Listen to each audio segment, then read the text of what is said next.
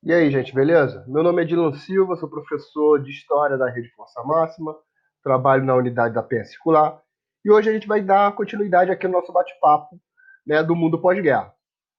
Na última aula a gente falou aí sobre as conferências que ocorreram ao longo da guerra e no final da guerra. Estamos, obviamente, falando da Segunda Guerra Mundial. E hoje a gente vai ver o período histórico que a gente, na verdade, a gente vai introduzir o período histórico que a gente convenciona chamar de Guerra Fria, que seria aí a polarização do mundo e a disputa pela hegemonia entre as duas grandes potências que surgiram com o final da guerra. De um lado, representando ali os anseios socialistas, a União Soviética, e do outro, os anseios capitalistas ali, travestidos na figura dos Estados Unidos. Tranquilo? É um momento de grande crescimento tecnológico, seja aí na indústria bélica, seja na corrida espacial, né? É um momento de grande propaganda capitalista para trazer aliados à sua área de influência. Não vai rolar um conflito entre as duas grandes potências, né? A União Soviética e os Estados Unidos não vão entrar em conflito em si, mas vão fomentar e vão espalhar tropas por diversos lugares do mundo. Obviamente que a Guerra Fria é marcada por momentos de maiores tensões, né, como por exemplo a crise dos mísseis,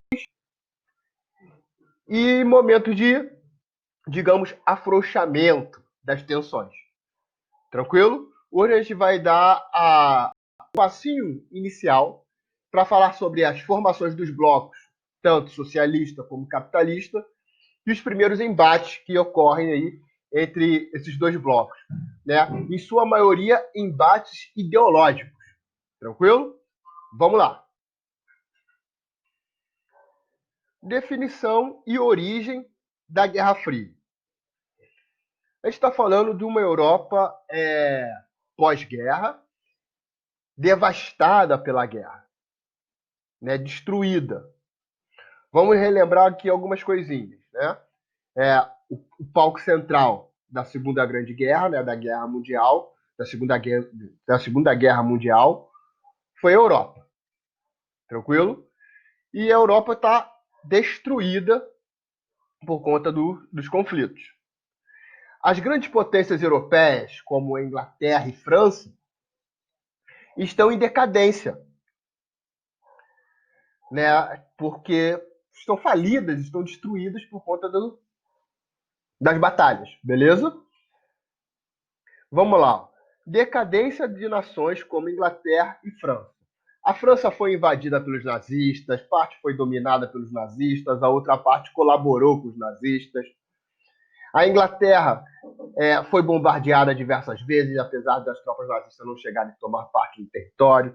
Então, as duas grandes potências que lideravam aí a, a Europa estão destruídas.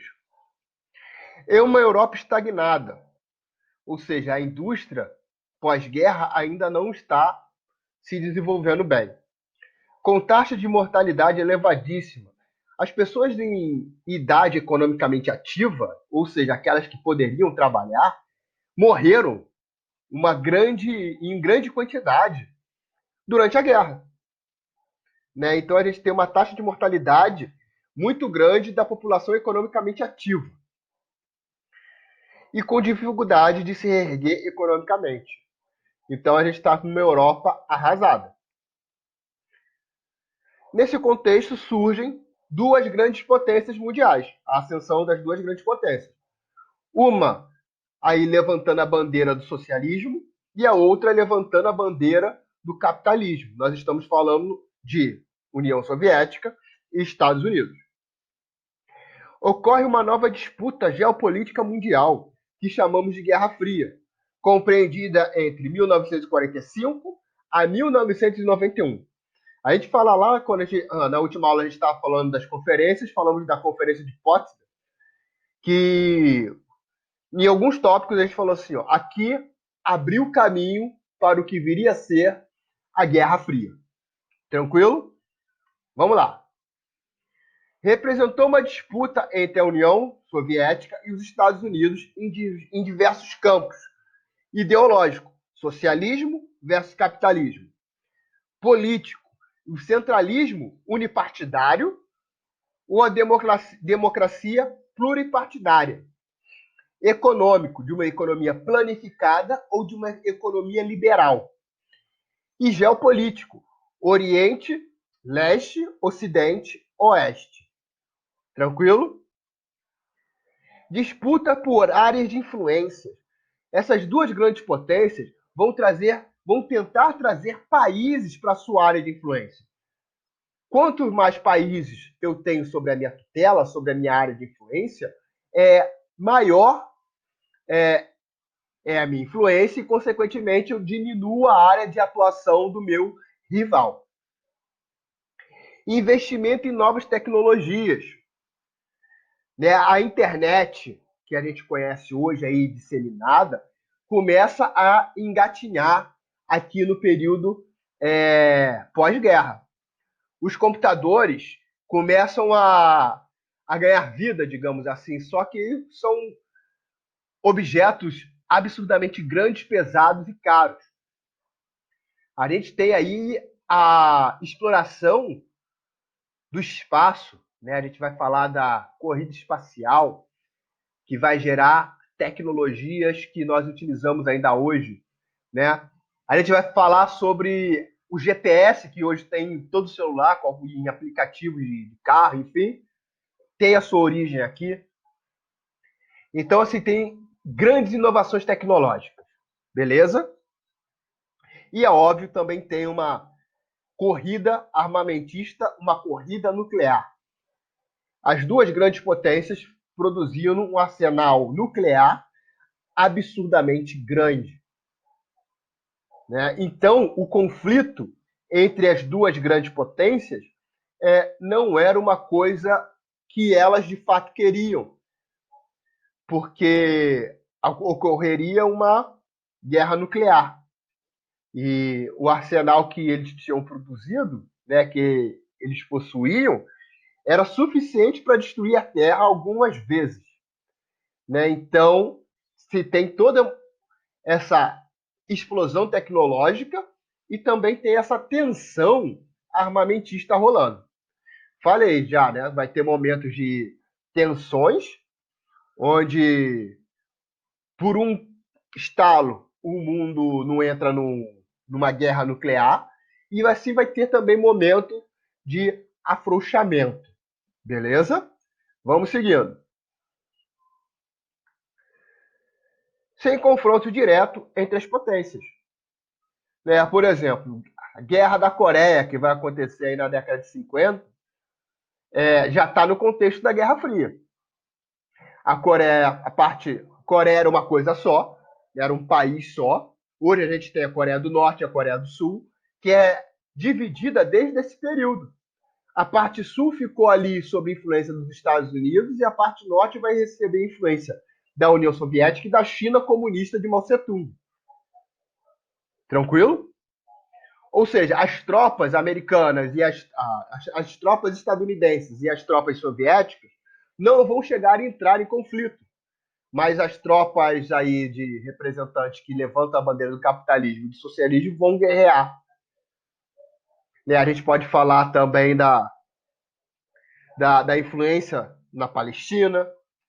Tem diversos lugares do mundo vão sofrer influência aí da Guerra Fria. Mas jamais as duas potências vão entrar em conflito diretamente uma com a outra. Pode ser considerados marcos iniciais do conflito. As tensões na Conferência de Potsdam, lembra, né? A gente conseguiu colocar de um lado, dentro do grupo dos aliados, a gente vai ter a União Soviética e os Estados Unidos, os dois grandes protagonistas aí da Guerra Fria, que tinham um inimigo, né? Que agregava ali os dois. Beleza, esse inimigo, que era o nazismo, foi derrotado. Aí as diferenças começam a florar. As tensões começam a surgir ali na Conferência de Potsdam, já que os alemães já tinham sido derrotados. A explosão das bombas atômicas no Japão, Hiroshima e Nagasaki, né? A gente falou o seguinte, ó, os Estados Unidos fala oficialmente que ao lançar as bombas eles estavam pensando em encurtar a guerra. Mas uma outra interpretação possível é que estava mostrando o seu potencial bélico, sua arma de destruição, né, o poder da sua bomba e de sua destruição para a União Soviética e para o restante do mundo. E também tinha aquela questão revanchista aí sobre Pearl Harbor, né?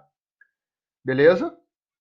Vamos lá, o discurso de Churchill no Missouri, do Estetino, no Báltico, a Trieste, do Adriático, caiu uma cortina de ferro sobre o continente. Ele está falando aí dos países que vão compor, né? Aí depois esse nome vai se popularizar, a cortina de ferro da União Soviética. E por fim aí o discurso de Harry Truman ao parlamento estadunidense que convocou o Ocidente a lutar contra o perigo vermelho. Ali eram as bases da chamada doutrina Truman. O que vai ser a doutrina Truman?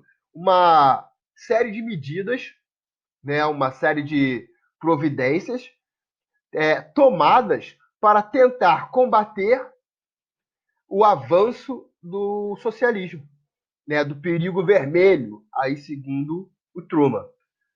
Beleza? Então vai ter aí uma polarização política e social no mundo inteiro, né, que está aí diretamente relacionado com a União Soviética e com os Estados Unidos. Formação dos blocos de poder. A Europa Oriental encontrava-se ocupada por tropas soviéticas. A gente viu isso na última aula, que em determinadas conferências ficou acordado que parte do leste europeu, né, a parte oriental da Europa, estaria sob o domínio ou sob influência de Stalin e da União Soviética. No lado ocidental, havia a predominância da influência dos Estados Unidos. Né? Então a gente vai ter aí basicamente, lembra que lá nos primeiros slides a gente colocou tensões leste-oeste, oriente e ocidente. Então, aqui ó, as tropas, a Europa Oriental encontrava-se ocupada por tropas soviéticas e no lado ocidental havia predominância da influência dos Estados Unidos, ou seja, está rolando uma divisão do mundo. Ou pelo menos aqui uma divisão da Europa. Com dificuldades para a reconstrução associados à fome e à miséria, os países do lado oeste inclinaram-se para o comunismo. Né? Então, alguns países do lado oeste vão se aproximar da política da União Soviética.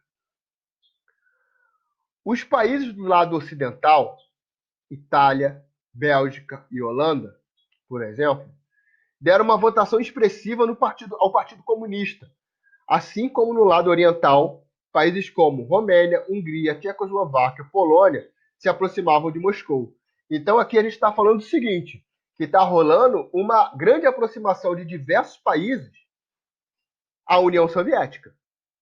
Então tinha aí um medo do crescimento e do poder que o socialismo poderia ganhar, né, com a aglutinação desses países que estavam tendendo a atitudes ditas de esquerda.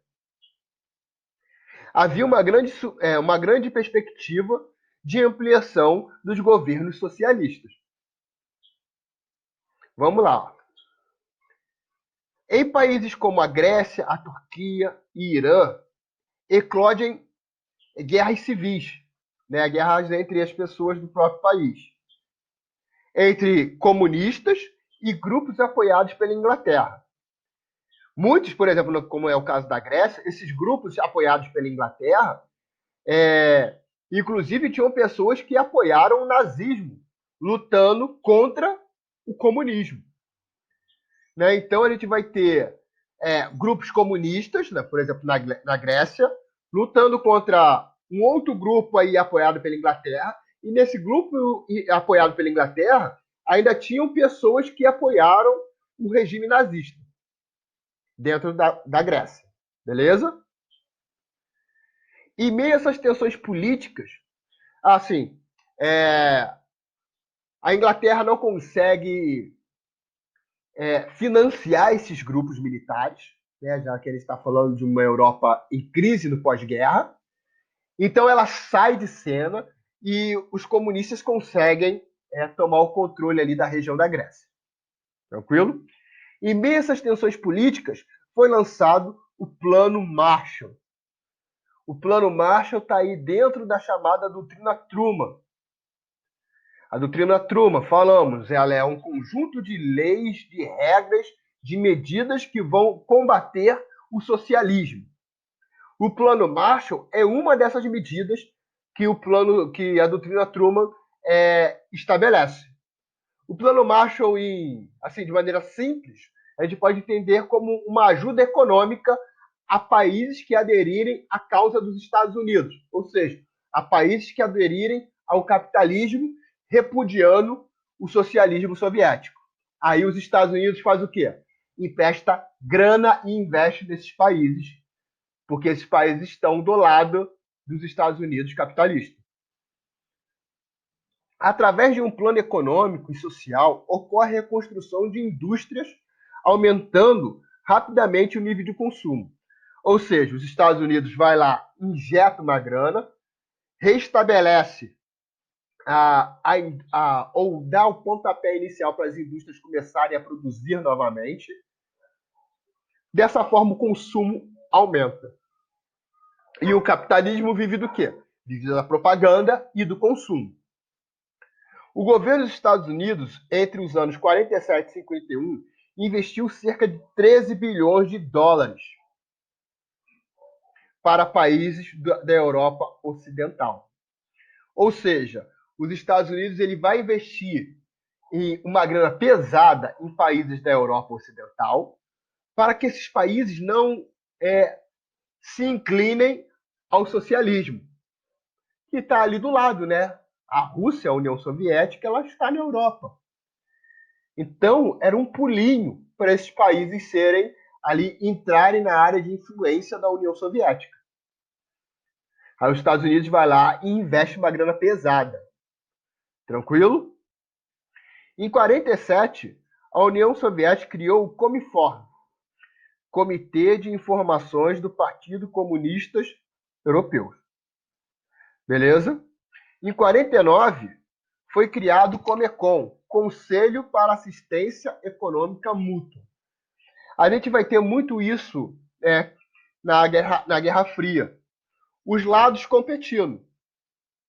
Os Estados Unidos cria ali o Plano Marshall, que é um auxílio financeiro àqueles que queriam, aqueles que aderissem ao capitalismo repudiando o socialismo. E do outro lado, vai se criar o Comecon, que é a mesma coisa, um auxílio financeiro e tecnológico àqueles países que aderirem ao socialismo, execrando o capitalismo. Então, tudo que um lado faz, o outro também faz. E tem essa corrida, né? Tranquilo? Chegando. No campo militar, foram formados a OTAN, Organização do Tratado do Atlântico Norte, e o Pacto de Varsóvia, ou Tratado de Assistência Mútua da Europa Oriental. A OTAN foi fundada e criada com os países do Atlântico Norte com o objetivo de, se houver um ataque socialista, a gente consegue revidar. Era para proteger as nações que aderiram aí ao Plano Marshall, que estavam de acordo com o posicionamento norte-americano no mundo. A OTAN era o braço armado da doutrina Truman. Assim como o Pacto de Varsóvia era o braço armado do bloco socialista. Viu? A gente tem um plano econômico de um, um plano econômico de outro. A gente tem um braço armado de um e um braço armado de outro. Crise de Berlim. Berlim mostra, Berlim e a Alemanha em si, mostra bem como foi o conjunto da chamada Guerra Fria. Voltamos a falar aqui da Conferência de Potsdam. Em Potsdam foi acordado a divisão da Alemanha em áreas de influência. Lembra? É aquele último mapinha que eu coloquei para vocês, que estava os Estados Unidos, a Inglaterra, a França e a União Soviética, dividindo o território ali pós-queda do nazismo. Só que essa divisão do território da Alemanha também seria aplicada à cidade de Berlim. Tranquilo? A cidade de Berlim também foi dividida em 4 territórios. Só que a cidade de Berlim, olha só que bizarrinho, ela está dentro da área de influência do socialismo. Então a gente tem ali a cidade, Berlim, com parte da sua divisão, né, assim, dentro da esfera capitalista, mas dentro do território que é dominado pelo socialismo. Beleza? Vamos lá. França e Inglaterra, muito abalados pela guerra, não conseguiram administrar suas partes. A gente já estava falando da decadência da França e da Inglaterra. Então, eles não vão ter poder aquisitivo, bala na agulha, para poder dominar e organizar os seus territórios após a Segunda Guerra Mundial, os territórios dentro da Alemanha. Então, tem um acordo, esses territórios passam a ser administrados pelos estadunidenses. Só que isso não foi acordado com os soviéticos. E então a gente vai ver um primeiro conflito ideológico surgir. Tranquilo? Ó, nesse contexto, Stalin decretou o bloqueio de suprimentos para a parte ocidental da cidade, desencadeando a primeira crise de Berlim. Berlim, uma cidade dividida dentro de um território que pertence ou está sob a influência da União Soviética, os trens saíam do lado soviético para o lado, digamos, estadunidense. Né? Seguir essa ordem. Stalin vai simplesmente e bloqueia os trens. Ou seja, o trem não consegue mais atravessar a cidade de Berlim inteira. Tranquilo? Com suprimentos e mantimentos que deveriam ali manter a população de Berlim, né, a população de Berlim do lado ocidental, suprida. Para contornar a situação, os estadunidenses utilizam um corredor aéreo que funcionou todos os dias até o ano de 1949. Então, a cidade de Berlim, a parte capitalista, a parte ocidental, ela vai ser mantida através de aviões que vão largar suprimentos na região. Tranquilo? Vamos seguindo. Esse episódio formalizou a divisão da Alemanha em 2 territórios. A Alemanha passa a ser dividida em República Federal da Alemanha, lado ocidental, ou seja, o lado capitalista, República Democrática Alemã, né, que é o lado oriental, o lado socialista. Beleza, meus queridos? Com isso a gente terminou. Espero que vocês tenham gostado. Tchau, tchau. Até a próxima.